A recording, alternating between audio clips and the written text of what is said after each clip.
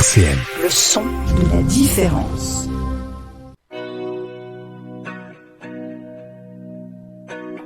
Biodiversité sur RCN, Chloé Baduel.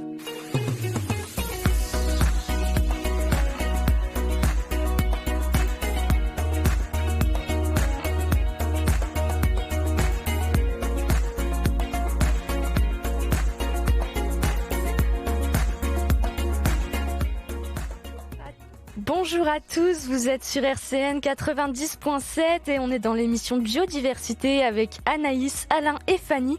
On va se demander s'il faut encore manger de la viande.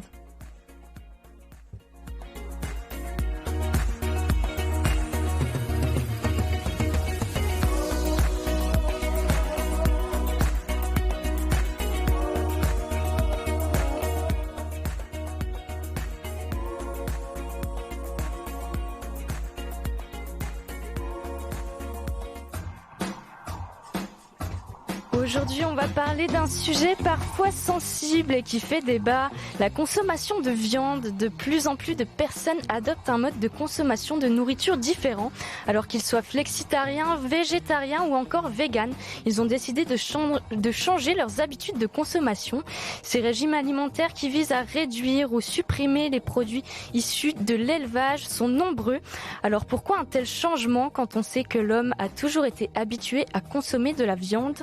On en parle depuis quelques années déjà. L'élevage intensif pose problème. La consommation de viande est la première cause du réchauffement climatique devant les transports. Elle génère une quantité énorme de CO2. L'élevage en France s'industrialise depuis une trentaine d'années.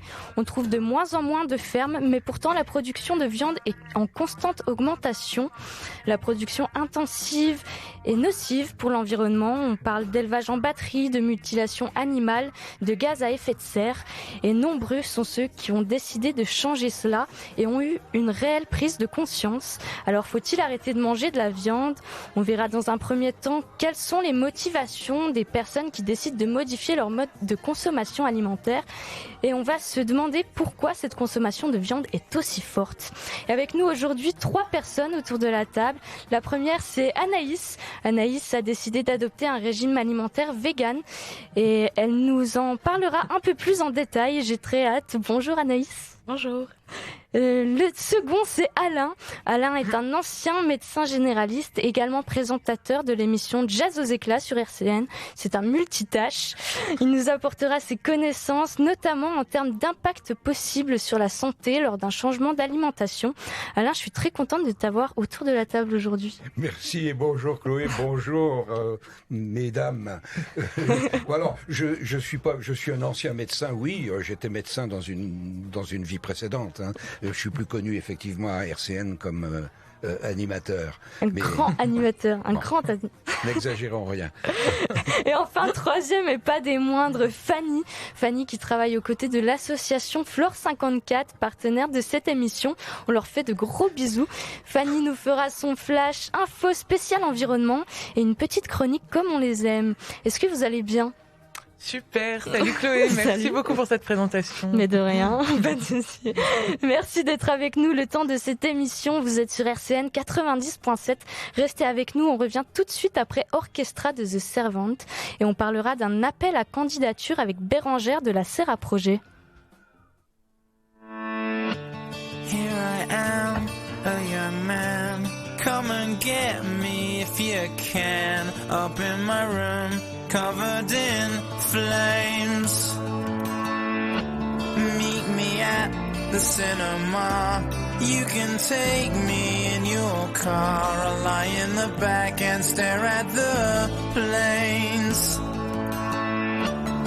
There's an orchestra in me, playing endlessly. I even hear it now. Whoa, they playing the devil's key, an endless symphony. I even hear it now. And I listen to music, beautiful music. Yes, I listen to music,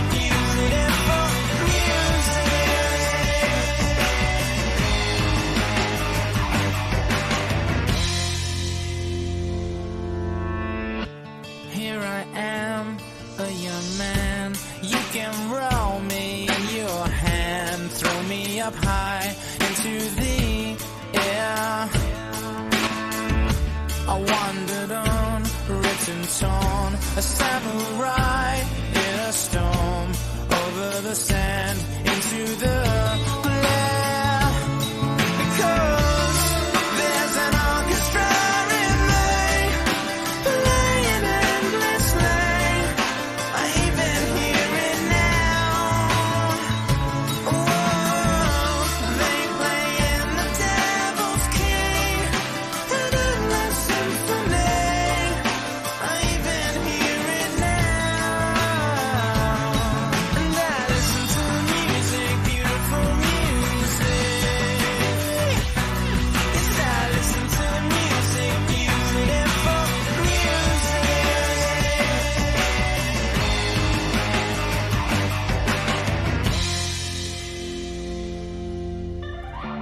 Here I am, a young man, a crashing computer program. Here is a pen, write out my name. There's an orchestra in me, playing endlessly. I even hear it now. Whoa, they play in the devil's key, and endless symphony. I even hear it now. And I listen to the music, beautiful music. Oh, I listen to the music, beautiful music. Yes, I listen to the music, beautiful music. Yes, I listen to the music, beautiful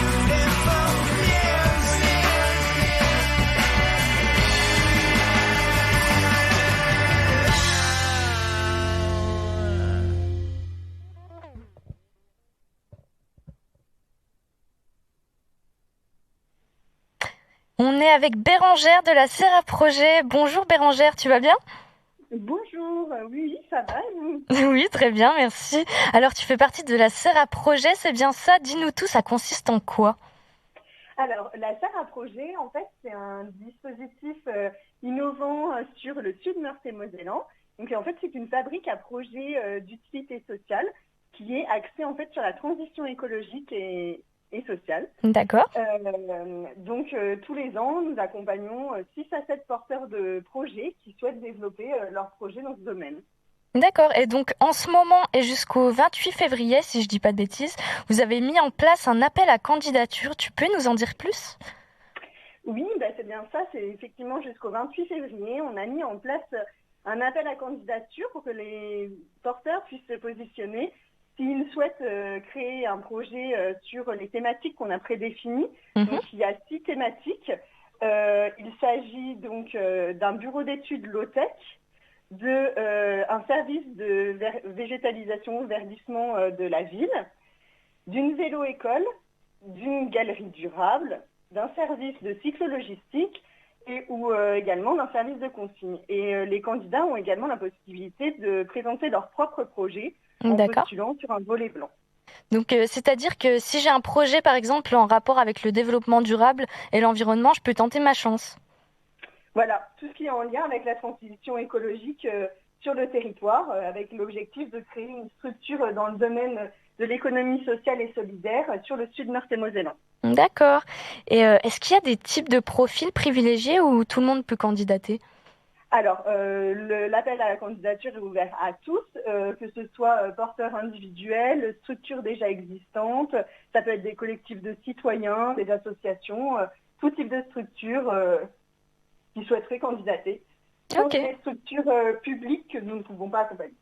D'accord, ok. Et quelqu'un qui a envie de créer sa start-up, est-ce qu'il peut passer par la case à projet au préalable? Alors, il est effectivement, si c'est une start-up sociale, effectivement, avec un projet social, il y a la possibilité de passer par la Serra Projet, effectivement, si le projet est dans le domaine de la transition écologique. D'accord. Donc, en fait, si je résume, vous aidez ni plus ni moins les gens à concrétiser leur projet, c'est ça? À concrétiser leurs projets, à créer de l'emploi durable sur le territoire sud Meurthe-et-Moselle et puis à faire avancer l'économie sociale et solidaire. C'est parfait. Et en termes de financement, c'est vous qui financez la totalité des projets ? Alors non, nous ne finançons pas la totalité, nous ne finançons pas les projets en fait. D'accord. Nous, on a vocation à accompagner les porteurs de projets, à éventuellement les orienter dans la recherche de financement, puisqu'on les accompagne jusqu'à la concrétisation de leur projet, c'est-à-dire le lancement de l'activité. Nous, au titre de la SER, par contre, nous sommes soutenus par les collectivités publiques qui sont la région Grand Est, le département de Meurthe-et-Moselle, la métropole de Nancy, la ville de Nancy, et également des partenaires privés tels que AG2R La Mondiale et le Crédit Agricole de Meurthe-et-Moselle, qui ont connaissance pour la totalité en fait des projets qui se présentent et que nous accompagnons. D'accord. Et du coup, vous laissez le champ libre aux porteurs de projets pour aller jusqu'au bout. Enfin, à ceux qui ont des projets, pour aller jusqu'au bout de leur projet, vous mettez pas de barrière. Non, nous ne mettons pas de barrière, même si on peut les accompagner effectivement dans cette recherche de financement, dans le choix de la structuration juridique la plus adaptée, l'organisation de la future entreprise, etc. D'accord. Et dis-moi si je me trompe, mais j'ai l'impression que c'est devenu presque naturel aujourd'hui, quand on se lance dans un projet professionnel, de respecter l'environnement et d'être éthique. Tant mieux. Tant mieux dans ce cas. Effectivement, j'espère qu'on tend vers ça. Nous, le petit plus, effectivement, c'est des projets qui sont axés sur la transition et qui sont également sur l'économie sociale et solidaire, et puis avec la volonté de créer des emplois qui sont non délocalisables sur le territoire. Oui, de créer de l'emploi vraiment sur le territoire et de donner de la chance, par exemple, à des jeunes. De donner de la chance à des jeunes, ou des moins jeunes, effectivement, oui. D'accord. Et comment on candidate ? Est-ce qu'il y a un site internet, une plateforme spéciale ? Alors, il suffit de se rendre donc sur le site effectivement de la SER à projet, donc c'est la SER.org. Et de se rendre donc sur l'onglet appel à candidature, et vous avez la possibilité de voir en fait les projets qui sont proposés, télécharger les études d'opportunité que nous avons réalisées en amont, et puis de déposer votre projet. D'accord, oui. Non, vas-y. Pour répondre aux questions des potentiels candidats, nous organisons également un temps d'échange et d'information mercredi 17 février à 17h30. D'accord. Donc pareil, pour s'inscrire, il faut se rendre sur le site. Ok. Écoute, merci beaucoup Bérangère. Ça fait plaisir de voir que certaines structures comme la SER à projet aident à réaliser les projets de personnes qui en ont envie. Je rappelle que vous pouvez déposer votre candidature pour un des projets ou votre projet s'il est éco-responsable jusqu'au 28 février. On vous souhaite de trouver les bons candidats en tout cas, mais ça devrait pas être difficile. Merci beaucoup. Merci Bérangère d'avoir été avec nous. À bientôt. À bientôt, au revoir. Au revoir.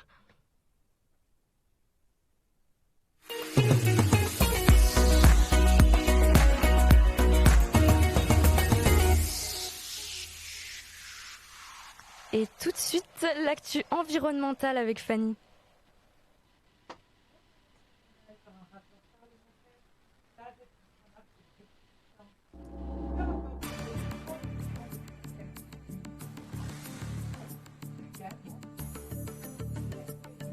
Pour interdire la diffusion de certaines images sur les réseaux sociaux, créer un délit d'entrave aux activités de chasse ou encore limiter l'intrusion dans les abattoirs. Les rapporteurs parlementaires déplorent une radicalisation des actions menées par des militants engagés dans une multitude de causes, notamment féministes, antinucléaires ou anti-police.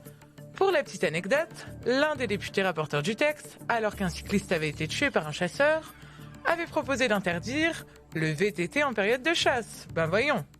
Les associations, elles, s'inquiètent d'une pression croissante qui pèse sur leur structure, au mépris de leur liberté d'opposition, pourtant souvent justifiée. Samedi dernier, des rassemblements ont eu lieu dans le cadre d'une journée nationale Stoppons Amazon. Une dizaine en France contre des entrepôts ou projets d'entrepôts, dont un à Ogny, près de Metz. Amazon y construit ce qui devrait être son plus grand centre de distribution en France, pas moins de 186 000 m² sur 4 étages. Si le maire de Metz est ravi de la nouvelle qui va créer de l'emploi, les opposants dénoncent une menace pour les petits acteurs du commerce, une concurrence déloyale due à l'évasion fiscale et des menaces pour l'environnement par la bétonisation et l'augmentation de la circulation routière. L'entrepôt devrait ouvrir cet été, alors que la Commission européenne a ouvert cet automne 2 enquêtes contre Amazon, l'une pour distorsion de la concurrence, l'autre pour abus de position dominante. Toujours en Lorraine, le projet CIGEO d'enfouissement souterrain de déchets nucléaires à Bure continue de faire parler de lui. Cette fois-ci, c'est l'autorité environnementale, entité indépendante chargée d'émettre des avis, qui vient de publier 56 pages particulièrement critiques sur le projet. Les enjeux environnementaux ne seraient pas suffisamment pris en compte, il existerait un manque d'informations sur la maîtrise des risques, mais il s'inquiète également des conséquences pour la faune, la flore et les eaux, tout en soulignant un manque d'informations pour la population, notamment en cas d'accident. On termine ce journal par une bonne nouvelle et une grande victoire pour le climat. L'État français a été reconnu coupable pour la première fois de préjudice écologique dans l'affaire du siècle. Le tribunal administratif de Paris a jugé l'État responsable de manquements dans la lutte contre le changement climatique et l'a condamné à verser 1 euro symbolique aux associations de défense de l'environnement. On revient tout de suite après Taxi Girl et on parlera régime alimentaire avec ou sans viande. On va débattre avec Anaïs et Alain. Restez avec nous sur RCN 90.7. On revient tout de suite.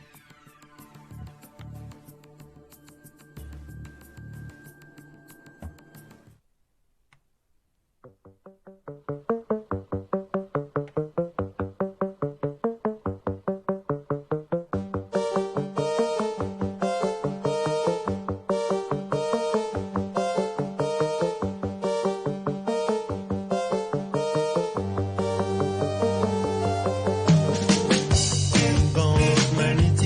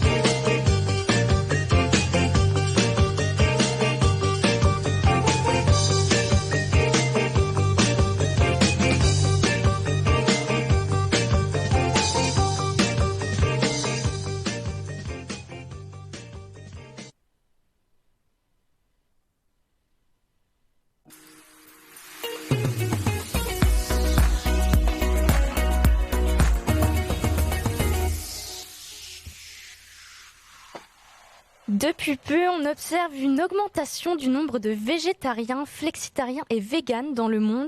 Et en France, les végétariens et véganes représenteraient seulement 2,5% de la population, tandis que les flexitariens, ceux qui diminuent leur consommation de viande au profit de produits végétaux, représenteraient 24% de la population, soit 23 millions de personnes.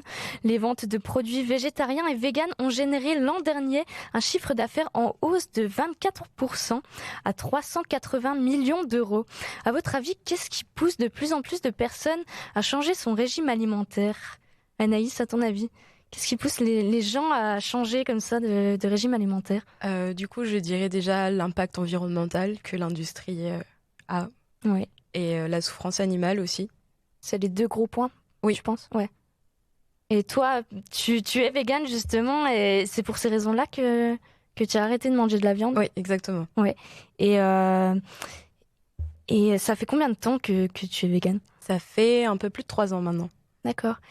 Et est-ce que la transition, elle s'est faite au fur et à mesure ? Par exemple, tu as diminué d'abord la quantité de viande, ensuite tu es devenue végétarienne, puis végane, ou est-ce que c'est passé directement de l'un à l'autre ? Moi, j'ai changé d'alimentation directement. Je suis directement passée d'une alimentation du coup carniste à végétalienne. D'accord. Et c'est pas trop difficile de savoir quoi manger ? Ouais, un petit peu au début quand même. On réapprend totalement à s'alimenter du coup. D'accord, ouais. Et ça t'a jamais manqué de ne pas manger de viande ? La viande, non, parce que j'aimais pas trop ça déjà de base, mais j'avoue que les produits laitiers, oui. Et du coup, tu trouves quoi, par exemple, pour substituer un peu tout ça ? Du coup, je mange principalement des légumes, des fruits, des légumineuses, des céréales. Tu as parlé céréales. de ta petite technique aussi avec les blancs d'œufs, le jus de pois chiche. Ah oui, oui, effectivement, on peut faire des mousses au chocolat, par exemple, avec le jus de pois chiche. Ça remplace très bien les blancs d'œufs. D'accord. Merci du petit tips. Et toi, Alain, tu manges de la viande. Est-ce que tu pourrais arrêter totalement d'en manger ? Certes non, mais je reviens sur le jus de pois chiche. Ouais. Je sais pas comment je ferais avec mon œuf à la coque du matin. C'est vrai que ça, c'est sacré. Alors, est-ce que je mange de la viande ? Oui. Est-ce que j'en mange moins ? Oui aussi, et depuis déjà un certain nombre d'années.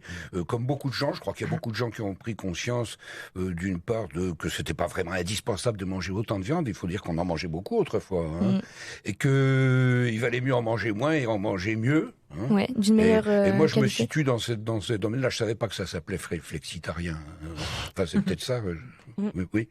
D'accord. Alors, dans ce cas, je suis un petit peu flexitarien. Mais effectivement, je suis tout à fait d'accord pour qu'on diminue la consommation de viande. Alors, les causes de cet engouement de la baisse de consommation de viande, vous dites, c'est les considérations sur les dangers de la consommation, certes. Je suis un petit peu plus sceptique sur la souffrance animale. Je suis pas sûr que ça préoccupe autant que ça nos concitoyens. Mais bon, et pourtant, il le faudrait aussi. Et à votre avis, est-ce qu'il y a un type particulier de personnes qui deviennent végétariennes, véganes ou flexitariennes ? À ton avis, Alain ? Très très probablement. Alors ça, il faudrait demander à des sociologues. Mais il y a sûrement un type. Alors d'abord, c'est probablement déjà une tranche plus jeune de la population. Plus orienté vers des préoccupations écologiques. Alors j'ai entendu parler d'éthique tout à l'heure. Manger de la viande ou pas en manger, en soi, c'est pas une considération éthique. Mais probablement, et puis je pense qu'il y a quand même des préoccupations qui sont pas forcément celles qui sont partagées par le plus grand nombre. Enfin, je dois vous m'arrêter si je me trompe. En tout cas. Après, il y a quand même, par exemple, l'association L214 qui a été filmée illégalement les abattoirs parce que justement, comme un problème au niveau de la transparence, c'est-à-dire que pour avoir accès aux images d'abattoirs, on doit y rentrer illégalement. Donc, je pense que ça pose quand même certains problèmes. Ça a sûrement choqué beaucoup de gens. On a le droit de savoir comment est produite la viande qu'on mange. Mais je pense que les gens sont quand même plus sensibles à ça. Probablement, oui. Mais vous, en tant que médecin, quand vous étiez médecin, est-ce que les gens venaient vous poser des questions par exemple, est-ce que c'est bon pour ma santé de manger de la viande Après, je ne sais pas quand est-ce que vous avez arrêté d'être médecin. Il y a quelques années, allez, disons, il y a 5 ans, c'était pas une préoccupation constante. Par contre, on était quand même amené à en discuter. Je pense que mes confrères actuellement sont plus confrontés à ce genre de questions, très très probablement. Bon, alors, est-ce que c'est indispensable de manger de la viande? Mais certes non. Hein, certes non, d'ailleurs vous n'avez pas l'air forcément en mauvaise santé. Hein. Est-ce qu'il faut arrêter de manger de la viande? Je répondrai certes non aussi, enfin en tout cas c'est mon opinion. Mangeons-en moins et mangeons-en bien. Hein. Alors pour la question des abattoirs, si on en mange moins et qu'on en mange bien, on peut, dans ce bien-là, on peut aussi se soucier de la façon dont les animaux sont élevés et dans la façon dans laquelle ils sont abattus. Hein. Après, le problème, c'est que les animaux, aujourd'hui, la plupart, ils n'ont même plus de vie. C'est-à-dire qu'on fait tout pour les nourrir super rapidement, on les entasse, et c'est même pas une vie, quoi. C'est même pas seulement qu'on les abat, c'est qu'ils n'ont pas de vie avant qu'on les tue. Je vous suis parfaitement, c'est parfaitement abominable. Hein, c'est parfaitement. Il suffit d'avoir suivi un camion de poulet sur l'autoroute pour se rendre compte que c'est pas une vie, effectivement. Hein. Ouais. Et toi, Anaïs, est-ce que tu penses, pour revenir à ce qu'on avait dit avant, que c'est plutôt les jeunes qui ont une prise de conscience par rapport à ça? J'aurais dit que oui, mais je rencontre quand même beaucoup de personnes un peu plus âgées qui sont aussi végétariens ou végétaliens. Ouais. Ok. Et Alain, toi, tu penses que justement 20 ou 30 ans en arrière, ça aurait été un sujet pris au sérieux, tout ça? Ça aurait été un sujet pris au sérieux. Bah, si ça avait été un sujet pris au sérieux, on en parlerait depuis plus longtemps. Hein. C'est-à-dire qu'il y a une prise de conscience qui s'inscrit dans quelque chose de beaucoup plus global, qui a trait au climat, à l'air qu'on respire, à la pollution, ou aux pandémies. Je vous entendais parler tout à l'heure de pandémie. On est en train de prendre conscience que tout ça s'inscrit dans un ensemble, dans des préoccupations, et qu'on ne réglera pas un problème si on n'essaye pas de régler tous les problèmes en même temps. Interconnectés, oui. Et chaque année, près de 150 milliards d'animaux sont tués pour être mangés, soit près de 2000 par seconde. C'est juste énorme comme chiffre. Je sais pas ce que vous en pensez, mais 2000 par seconde. Je sais pas. C'est énorme, c'est invraisemblable. On devrait quand même un petit peu réfléchir à ça.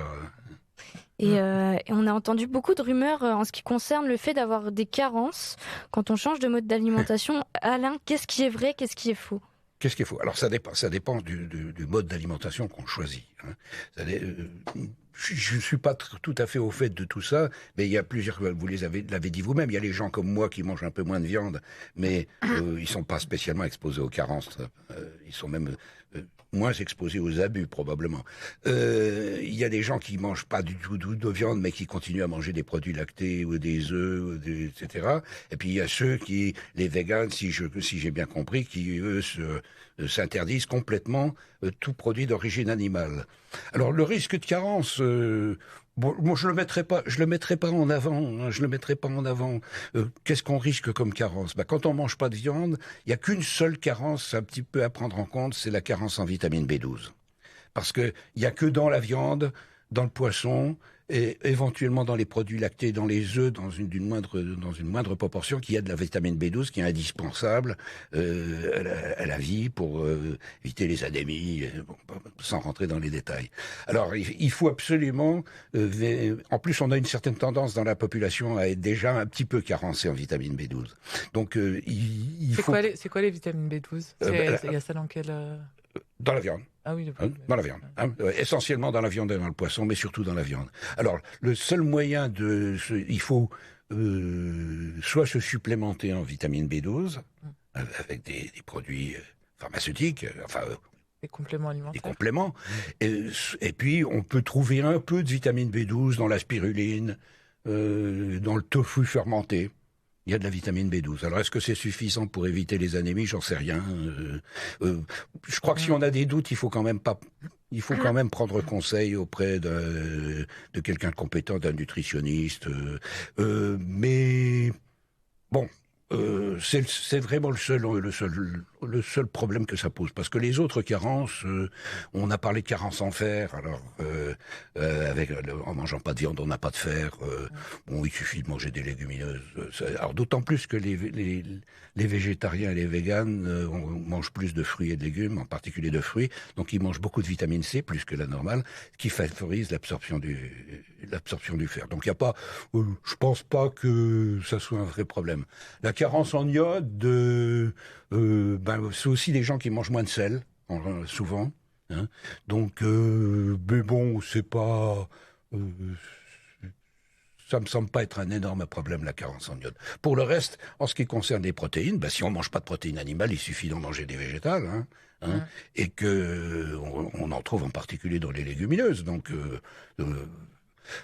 je crois que quand on se lance dans un tel régime, et après tout on a le droit, c'est tout à fait respectable, il faut peut-être s'entourer de quelques conseils. Et puis si j'ajouterais, mais je ne vais pas monopoliser la parole, mais j'ajouterais volontiers qu'il faut surtout faire attention à pas se laisser influencer par des informations plus ou moins non vérifiées, trompeuses, fallacieuses. Les produits laitiers sont vos amis pour la vie. Et Dieu sait qu'on en trouve sur Internet. Il vaut mieux s'entourer de conseils compétents. Et toi, Anaïs, t'as jamais eu de carence du coup ? Non. Non, jamais. Non. Et justement, comme tu disais, Alain, je prends des compléments de vitamine B12. Très bien, c'est très bien. Mais c'est la seule chose, c'est le seul truc qu'il faut ajouter. Exactement. Bien sûr. Mais en plus, d'ailleurs, la viande transformée, particulièrement la viande rouge, donnerait des cancers. Alors, il y a un certain nombre d'études qui tendraient à le montrer. C'est d'ailleurs un très bon argument pour en manger un peu moins. Et puis, il y a viande rouge et viande rouge. On m'empêcherait pas de manger une bonne côte de bœuf de temps en temps. Mais mangeons-en moins, mangeons de la viande de qualité. Et il y a encore des commerçants qui vendent des viandes dont ils connaissent la provenance. Je connais des éleveurs qui élèvent leurs animaux. C'est sûr, on les mange après, mais qui élèvent leurs animaux de façon, j'allais dire de façon humaine. J'ai encore rencontré récemment un éleveur de moutons qui aimait ses moutons. Oui. Il les appelait par leur nom. Ça l'empêchait pas effectivement de faire des méchouis de temps en temps. Et selon une étude publiée dans la revue PNAS, l'impact d'un changement global de régime alimentaire permettrait de diminuer fortement le nombre de décès. Les scientifiques ont pris en compte la baisse de la mortalité liée à l'obésité et aux problèmes de surpoids, ainsi que la baisse des émissions de gaz à effet de serre. Ils en ont déduit que 8 millions de vies pourraient être sauvées d'ici 2050 si tout le monde devenait vegan. Énorme. Ouais. Mais en effet, c'est un peu un cercle vicieux quand même, parce que c'est-à-dire que la consommation de viande va nous rendre malades, va générer de la pollution, va aussi générer de la déforestation. Donc en fait, moins d'arbres, il y a moins de CO2 qui est absorbé. Et du coup, après... nous, en mangeant de la viande, apparemment, il y a quand même une baisse de nos défenses immunitaires un petit peu. Et donc, c'est quand même un cercle vicieux de problèmes de santé, voilà. Et vous l'aurez compris. Oui. Vous l'aurez compris. Je suis tout à fait d'accord avec ce que vous venez de dire. Il faut manger moins de viande. Mangeons-en bien, mais il faut en manger moins. Alors, sur la baisse de la mortalité... je ne sais pas s'il y a des études vraiment probantes sur la question. Elle semble montrer une baisse de la mortalité, mais encore une fois, quand on regarde la population qui ne mange pas de viande, c'est une population qui prend soin d'elle-même d'une façon générale. C'est-à-dire que je crois qu'on fume moins, on consomme moins de sel, moins de sucre, on fait du sport, on fait attention à la façon dont on vit, et ça aussi, ça contribue grandement à faire diminuer la morbidité et la mortalité. Et vous l'aurez compris, ce ne sont pas forcément les jeunes qui changent le plus de leur mode d'alimentation, qui arrêtent de manger de la viande, et ça vient surtout d'une prise de conscience écologique et du bien-être animal. Dans la suite de l'émission, on va s'intéresser à la viande et à la pollution. On en reparlera juste après Never Be de Miley Cyrus. À tout de suite, restez avec nous sur RCN.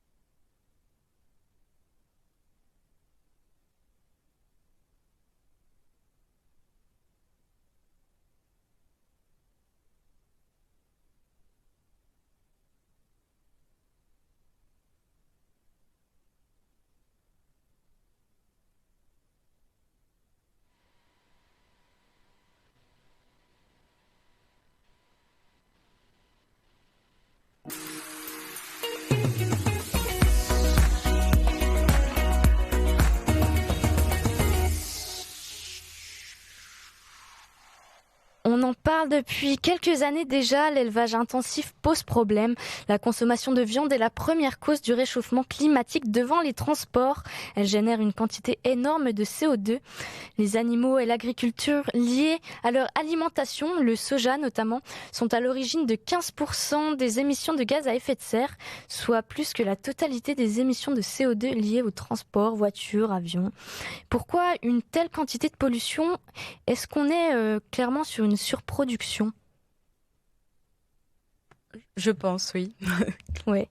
On l'a dit, 2000 animaux tués par seconde. Oui, c'est énorme. Par rapport au quota d'êtres humains sur Terre, on est clairement sur... c'est incroyable, quoi. Il doit y avoir tellement entre guillemets, de restes jetés à la poubelle qui sont même pas consommés. Moi, je bosse dans un supermarché des fois, même s'il y a certaines obligations...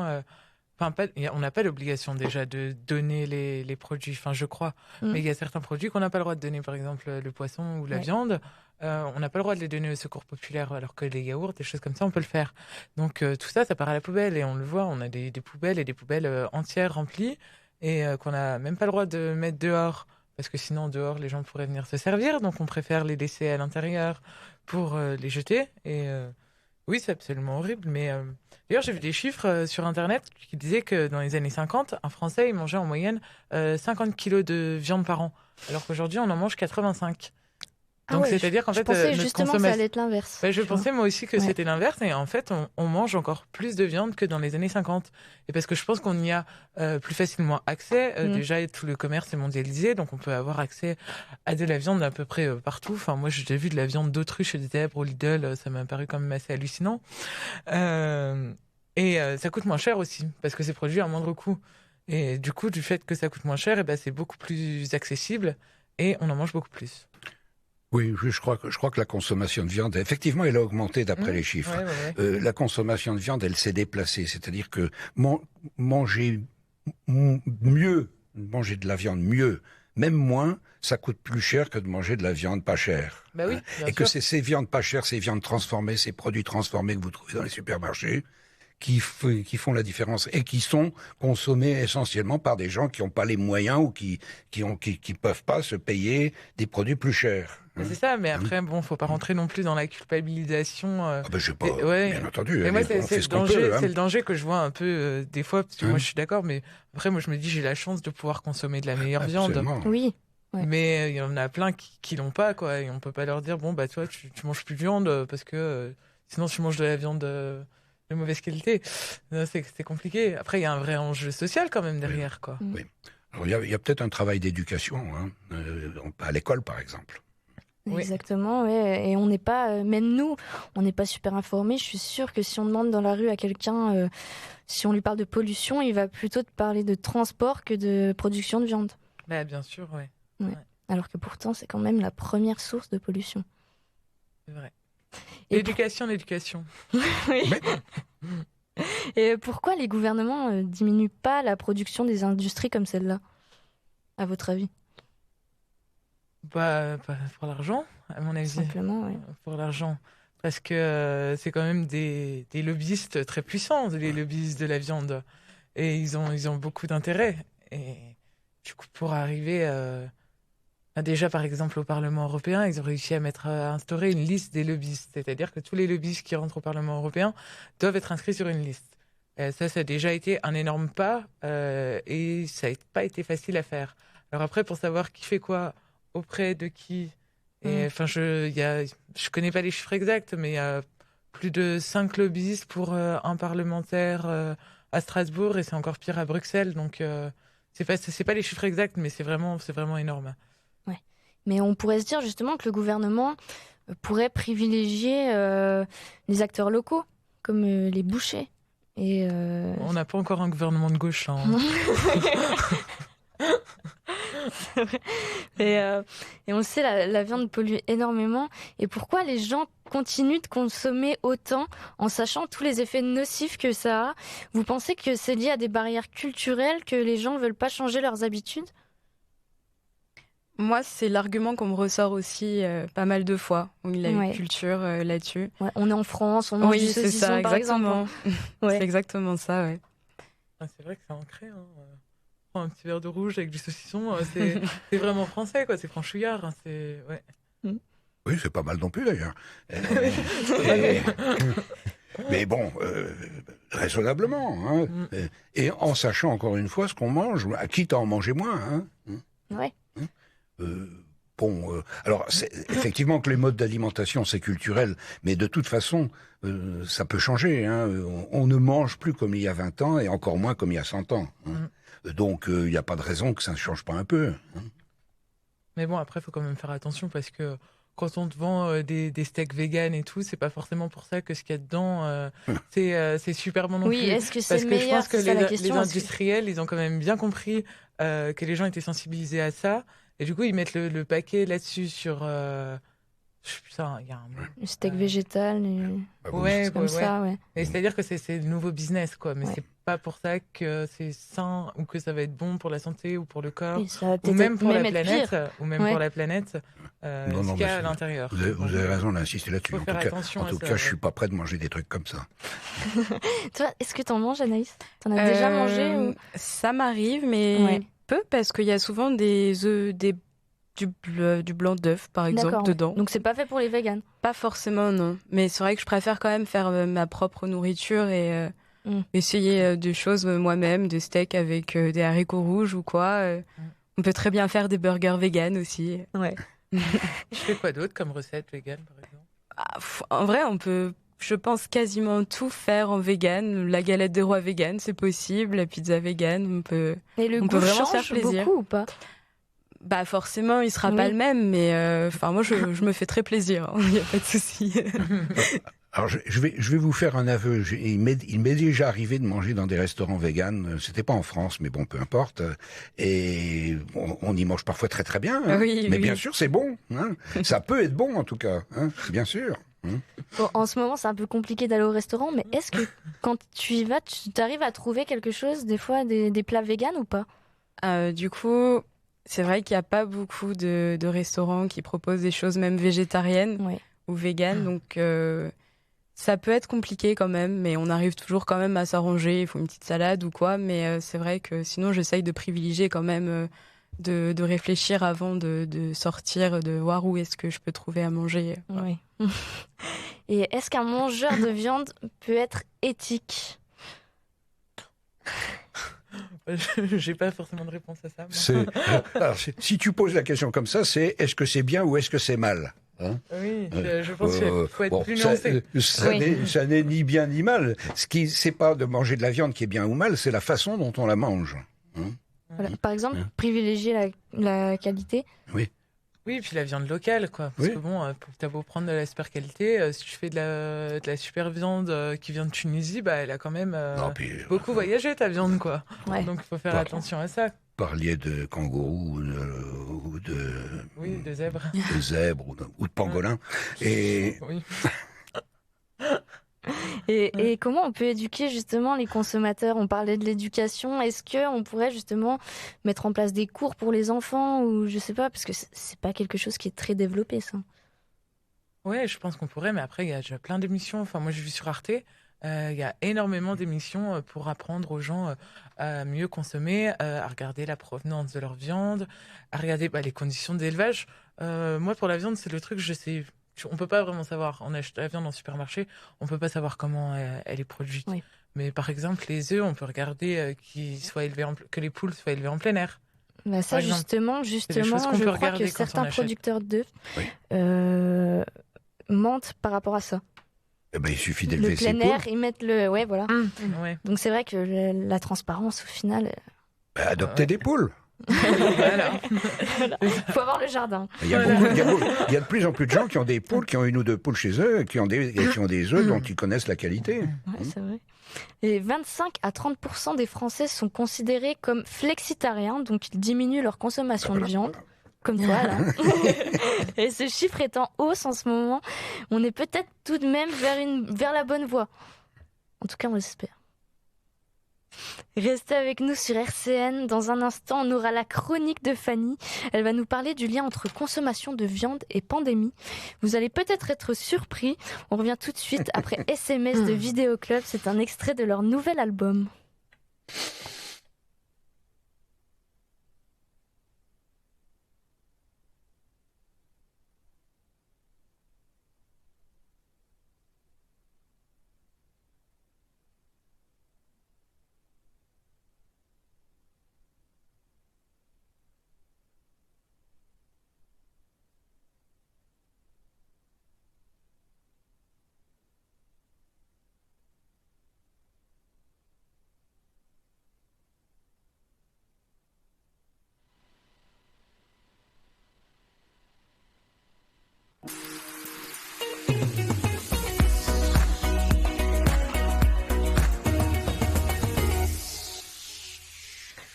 Et aussi fou que ça puisse paraître, il y a un lien entre consommation de viande et pandémie. Et aujourd'hui, Fanny va nous expliquer tout ça. En effet, Chloé, on ne le sait pas beaucoup, mais notre système mondial d'élevage intensif est le premier vecteur d'épidémie. Et oui, les 3/4 des maladies émergentes sont d'origine animale. Savez-vous que le sida vient du singe, le virus Ebola de la chauve-souris, la grippe aviaire des oiseaux? Le Covid, bon, on ne le sait pas trop encore, mais la majorité des experts s'accordent sur l'origine animale. Si certains virus restent confinés aux animaux, d'autres peuvent franchir la barrière des espèces et se transmettre à l'homme. Pourtant, si on a vite fait d'accuser pangolins et chauves-souris, on n'a pas beaucoup entendu parler du fait que l'élevage massif et industriel crée un écosystème parfait pour que se développent des virus. Ça tombe bien, c'est justement le sujet du livre Pandémie, une production industrielle, publié en octobre 2020 par la journaliste Lucille Leclerc. On y apprend beaucoup de choses, notamment que la majorité des virus proviennent à l'origine de la faune sauvage, c'est-à-dire une faune qui n'a pas d'interaction avec l'homme. Mais l'homme, par son désir toujours infini d'exploiter la nature, a changé la donne. Par exemple, savez-vous que c'est pour exploiter les ressources forestières que l'humain s'est rapproché du chimpanzé, un hôte du VIH? D'ailleurs, d'après une estimation récente, 15% des maladies infectieuses émergent de virus associés à la destruction des forêts. L'émergence de virus est bien sûr inévitable, mais l'on pourrait limiter leur transmission en laissant la faune sauvage être sauvage ou en évitant la concentration massive d'animaux. Rien qu'en France, 80% de la viande vient de l'élevage intensif. Eh bien, c'est ce système de production intensif qui confine beaucoup d'animaux dans un espace clos et qui cherche à les nourrir à moindre coût. C'est tout ce système-là qui va accélérer énormément la propagation d'un virus. Pour le comprendre, on va comparer le fonctionnement d'une ferme autonome, ancrée dans son territoire, à celui d'une ferme industrielle. Pourquoi alors un virus se propage plus vite dans une ferme industrielle? Eh bien, dans la petite ferme du coin, les animaux seront nourris avec des céréales et de l'herbe locale. Alors que dans une ferme industrielle, la nourriture vient d'ailleurs. On augmente alors de beaucoup les chances que la nourriture qui arrive soit déjà contaminée et contamine ainsi les animaux. C'est ce qui s'est passé par exemple dans les années 90 avec l'épidémie de la vache folle. Ensuite, si jamais un virus se déclare, dans une petite ferme, il y aura beaucoup moins d'animaux touchés, pour la simple et bonne raison qu'ils sont moins nombreux. Alors que dans une ferme industrielle, on a vite fait de se retrouver avec des milliers d'animaux contaminés. Et enfin, cette petite ferme aura moins d'échanges avec l'extérieur. Elle va vendre aux habitants au marché du village, alors qu'avec le système mondialisé de l'élevage, en un rien de temps, un virus qui aurait pu rester confiné en Autriche peut se retrouver au Japon. Alors oui, concentrer et confiner des milliers d'animaux pour les vendre à peu près partout sur la planète était à coup sûr le meilleur moyen pour créer une pandémie. D'ailleurs, plus notre système d'élevage grandit, plus il y a d'épidémies. D'après l'OMS, l'Organisation mondiale de la santé, le nombre d'épidémies a triplé en 15 ans. Et les cochons et les volailles, qui ont connu l'industrialisation la plus rapide, sont aussi ceux qui connaissent le plus d'épidémies. Coïncidence? Je ne pense pas. On se rend compte qu'on arrive quand même à un certain problème un peu paradoxal, c'est-à-dire que ce qui est censé nous nourrir finit par nous tuer. Il peut être bon de s'en souvenir, alors qu'on vient d'apprendre que le gouvernement français continue de discuter des conditions de la mise en œuvre de l'accord de libre-échange entre les pays du Mercosur et de l'Union européenne. Des négociations qui avaient été stoppées, rappelons-le, à cause de la contribution de cet accord à la déforestation, au réchauffement climatique et par manque de garanties sanitaires. En effet, si cet accord entrait en vigueur, on estime que cela entraînerait une hausse des importations de viande bovine, une augmentation massive de la déforestation et la disparition de 700 000 hectares de forêts vierges en Amazonie. Bref, toutes les conditions sont réunies pour lancer une nouvelle pandémie. Un autre monde est possible peut-être, mais si les écolos aiment bien recycler, faire du neuf avec du vieux, il peut être bon de se rappeler qu'il y a certaines lois et pratiques qu'on ferait mieux d'abandonner.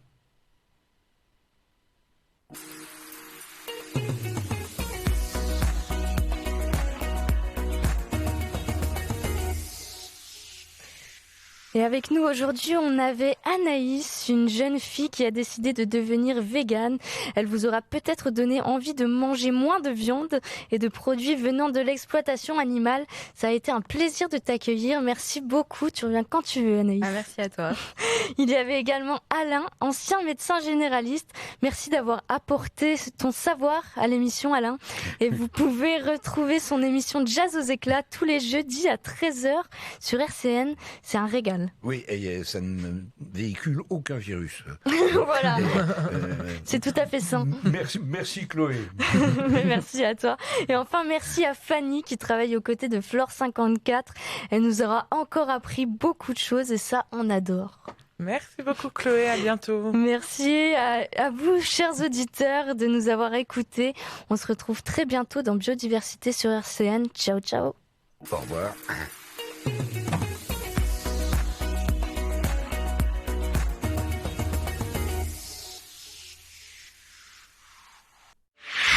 RCN, www.rcn-radio.org